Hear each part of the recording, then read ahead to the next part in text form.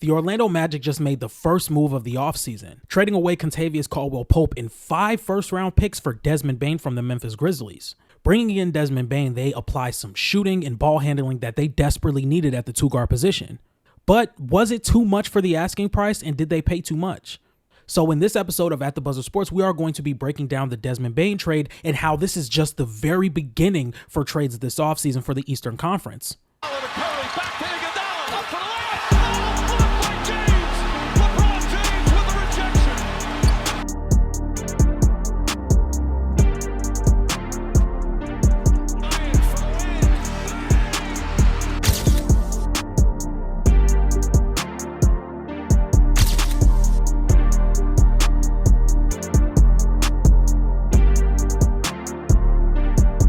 So, ladies and gentlemen, welcome to At the Buzzer Sports, where we talk all things basketball all the time. My name is John Drummond, and today we are going to be talking about the Orlando Magic and how their trade just set the tone for the offseason. For those who do not know, Kentavious Caldwell-Pope was traded away to the Memphis Grizzlies for Desmond Bane and 5 first-round picks. The Orlando Magic is a bottom 3 three-point shooting team and a bottom 5 offense this season. And if you ask me, this is a move that was desperately needed for the Orlando Magic, being one of the worst offenses in the league. This season, the Orlando Magic were dead last in three-point percentage at 31.8. They were 27th in offensive rating at 108.9 and 28th in team true shooting percentage at 55%. Outside of Paolo Banchero and Franz Wagner, there's just a complete lack of self-creating offense for this team. And even then, there are still some inconsistencies for Franz and Paolo as self-creators, to where there definitely needs to be some help around these two players.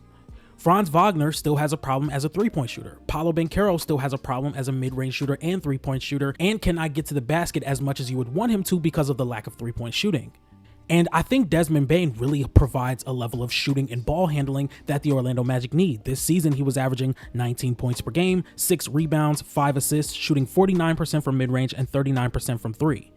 With the level of rim pressure that Paolo Banchero and Franz Wagner provide for this offense, Desmond Bane will be able to get open threes and to be able to attack closeouts and get to the rim as consistently. He's also a really underrated passer. 5 assists per game, he can make decisions out of advantages created for him by Paolo and Franz, and you have multiple players who can put the ball on the floor and make plays for others.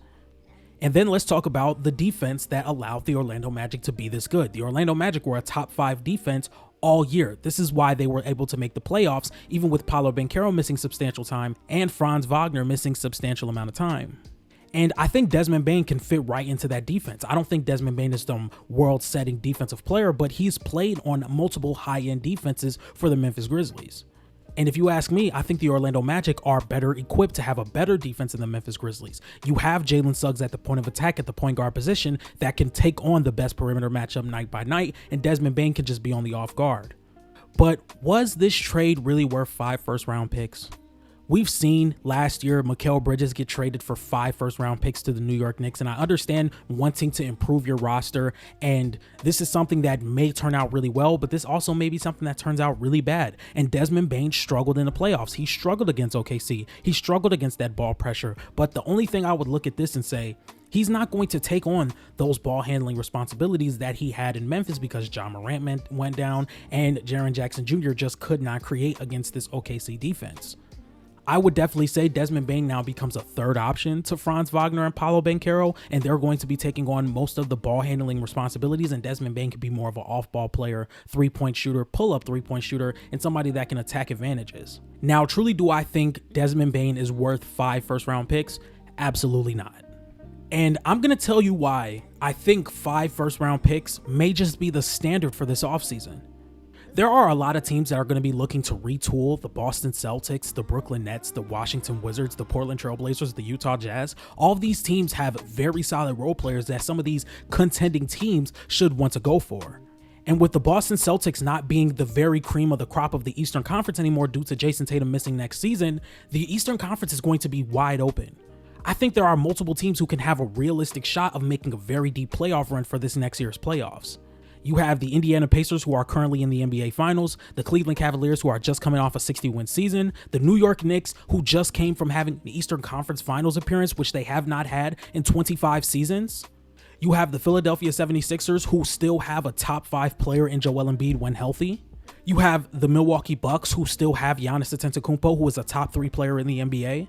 The Eastern Conference is truly going to be wide open, and it's really anyone's game.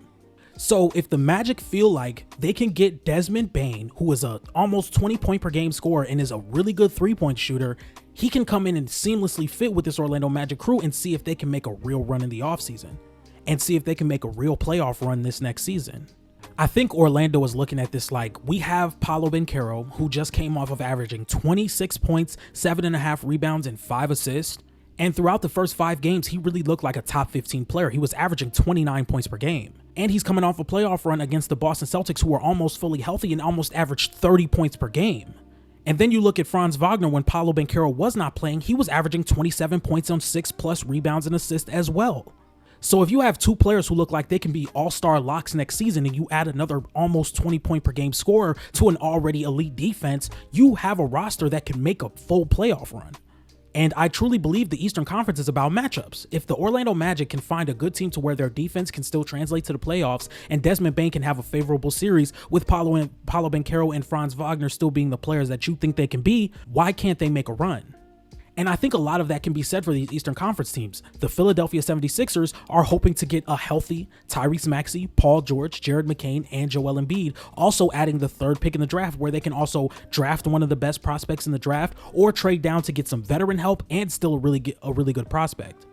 The Cleveland Cavaliers are coming off a season where they had a historical offense and the best record in the Eastern Conference. Why can't they just go another run at it and say, hey, we weren't fully healthy in the playoffs. Let's run it back one more year with our coach of the year and our players in Evan Mobley, Darius Garland, Donovan Mitchell, and Jared Allen, and some of the best depth in the league. And let's try this one more time. The Indiana Pacers are 2 games away from winning the NBA Finals. Why won't they run it back?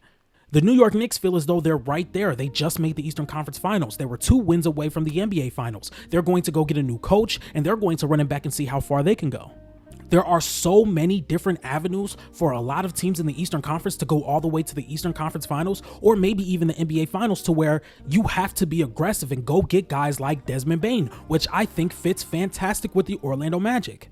Now, as for their 2 stars in Paolo Banchero and Franz Wagner, I feel as though there are still some deficiencies to their game that you would hope that they can fix going into the next season. I think Paolo Banchero showed a really good sign of what he should be in the NBA, which is one of the best mismatch attackers in the NBA, one of the best downhill threats, and one of the best passers at his position. Paolo Banchero has shown a skill to be able to get downhill against smaller guards and smaller wings multiple times. He also has a really good passing ability to where if he gets 2 feet in the paint and the defense has to collapse, he can make the right read consistently. Franz Wagner has shown an ability to be one of the best drivers in the NBA. He has one of the best first steps in the NBA at his position. And now you have Desmond Bane, who's a 40% 3-point shooter on the perimeter and can also attack advantages and make the proper read. That's a really hard offense to guard. And don't mind you already have Anthony Black, Jalen Suggs, and Jonathan Isaac. Really good defenders and really versatile defenders that can come in and help this defense still be top 5. This Orlando Magic team is extremely young. They're extremely talented. They just got a lot better on the offensive end, and they're still a top 5 defense in the NBA. So if you ask me, if you have an opportunity to go make a playoff run with your under 25 years old superstar in Paolo Banchero, I say you go for it. This Orlando Magic team has been a playoff level team for the past 2 seasons now, and if you add that level of offensive talent that they desperately needed, I think they can make a real run. And I think the floor is so high for them. Even though off the numbers I just showed you earlier this season, they were still able to make the playoffs. There was one point in the season where they were a top 5 seed with Paolo Banchero not even playing. Their defense leaves them such a high floor to where they can go out and win games. So maybe the first round picks were just a lot to give up for Desmond Bane, but if you truly feel as though this is a window to either make the NBA Finals, make the Eastern Conference Finals, or even just get more playoff experience past the first round for your young stars in Paolo Banchero and Franz Wagner, I say you make the move. And I truly believe that this will not be the first trade we see like this. Teams are going to overpay for small adjustments within their team so they can have a chance to go further. In my opinion, the Orlando Magic were so good on defense to where if they could catch fire from 3 for a really good sample size like the Miami Heat did, they could go to the NBA Finals because their defense is that good. And if Paolo Banchero can be the player that we saw in the playoffs and in the first 5 games of the season this year, I think the Orlando Magic ceiling is extremely high.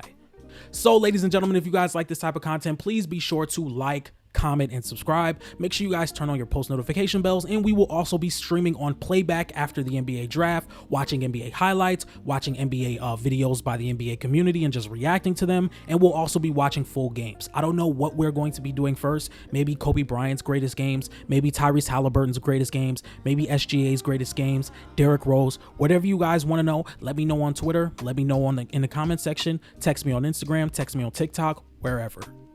And with all that being said, I will see you guys tomorrow. Peace.